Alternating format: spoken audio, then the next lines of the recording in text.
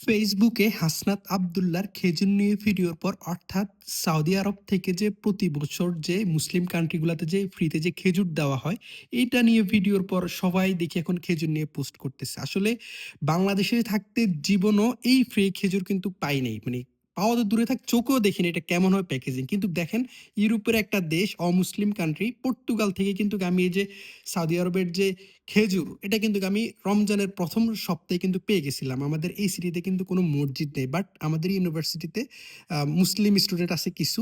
এই তাদের জন্য কিন্তু এই খেজুরগুলা কিন্তু সঠিক সময়ে কিন্তু চলে এসেছে এবং আমি রমজানের ১ম সপ্তাহে পেয়েছি এবং এইটার যে কোয়ালিটি কিন্তু যথেষ্ট প্রিমিয়াম এবং এই যে লেখা আছে কিন্তু নট ফর সেল এবং এটার এই যে এটা হচ্ছে ভিতরের আমার খাওয়া অলমোস্ট শেষ এবং খুবই টেস্টি। তো অ্যাকচুয়ালি বাংলাদেশের চোর বাটপারগুলার কারণে ইতিপূর্বে কখনো না দেখলেও এই ১ম একটা অমুসলিম কান্ট্রি থেকে দেখতে পেলাম।